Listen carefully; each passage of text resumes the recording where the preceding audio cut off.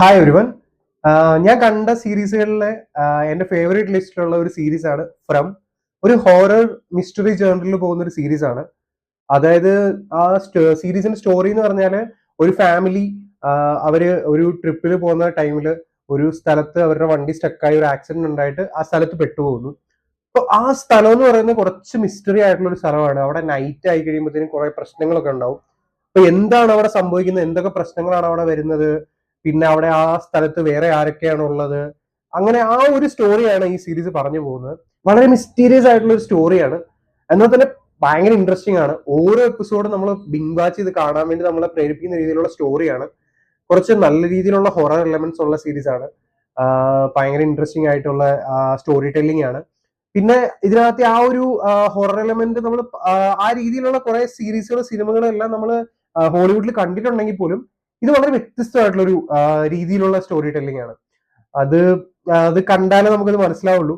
പിന്നെ ഈ സീരീസിലുള്ള എല്ലാ ക്യാരക്ടേഴ്സും അടിപൊളിയാണ്. എല്ലാ ക്യാരക്ടേഴ്സിനും പ്രോപ്പർ ആയിട്ടുള്ള ഡെപ്ത് ഉണ്ട്. അതുപോലെ തന്നെ നമുക്ക് ആ ഒരു ഹൊറർ ഫീല് തരുന്ന രീതിയിലുള്ള പ്രോപ്പർ ആയിട്ടുള്ള ബാക്ക്ഗ്രൗണ്ട് മ്യൂസിക്സ്, പിന്നെ പ്രോപ്പർ ആയിട്ടുള്ള ഒരു ഡീപ്പ് സ്റ്റോറി ഇതിനുണ്ട്. ഇപ്പൊ നോർമൽ ഒരു ഹൊറർ എലമെന്റ് ഉള്ള ഒരു സ്റ്റോറി എന്ന് പറഞ്ഞു കഴിഞ്ഞാൽ ആ ഒരു ഫ്ലാറ്റ് ആയിട്ട് സ്റ്റോറി പറഞ്ഞു പോകുന്ന ഒരു രീതിയാണ്. പക്ഷെ ഇതിനെന്ന് പറഞ്ഞാൽ പ്രോപ്പർ ആയിട്ട് എന്താ നമ്മൾ അവിടെ കാണുന്നത്, അല്ലെ എന്താ അവിടെ സംഭവിക്കുന്നത്, അതിനൊക്കെ ഒരു പ്രോപ്പർ റീസൺ അല്ലെങ്കിൽ ഒരു പ്രോപ്പർ ബാക്ക് സ്റ്റോറി കൊടുക്കാൻ വേണ്ടി അവർ ശ്രമിച്ചിട്ടുണ്ട്. അപ്പം അതിന്റെ ഈ സീരീസ് സ്റ്റാർട്ട് ചെയ്തത് 2022-ലാണ്. ഇന്ത്യയിലെ ആമസോൺ പ്രൈമിലാണ് അവൈലബിൾ ആയിട്ടുള്ളത്. ഇതിന്റെ അടുത്ത സീസൺ ഈ ഏപ്രിൽ 19 റിലീസ് ചെയ്യും. വളരെ ഇൻട്രസ്റ്റിംഗ് ആയിട്ടുള്ള ഒരു സീരീസ് ആണ്. ആരും തന്നെ മിസ് ചെയ്യരുത്. മോസ്റ്റ്ലി നമ്മൾ നോക്കുകയാണെങ്കിൽ ഇപ്പൊ ഡാർക്ക് സീരീസ് ഒക്കെ കണ്ടിട്ടുള്ളവരാണെങ്കിൽ, അതൊരു ഫേവറേറ്റ് ലിസ്റ്റ് ഉള്ളവരാണെങ്കിൽ ഈ സീരീസ് നല്ലപോലെ ഇഷ്ടപ്പെടും. കാരണം എനിക്ക് ഡാർക്കിന്റെ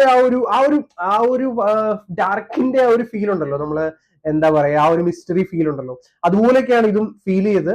പക്ഷേ ഇത് എൻ്റയർലി ഡിഫറെന്റ് ആയിട്ടുള്ള ഒരു ജോണറിലാണ്.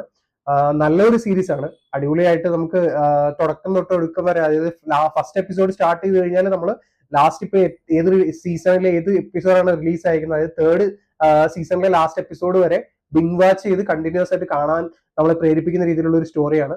സോ നിങ്ങൾ ടൈം ഉണ്ടെങ്കിൽ, അല്ലെങ്കിൽ ഇതുപോലെയുള്ള ഇംഗ്ലീഷ് സീരീസ് കാണാൻ താല്പര്യം ഉണ്ടെങ്കിൽ ഫ്രം സീരീസ് മിസ് ചെയ്യരുത്.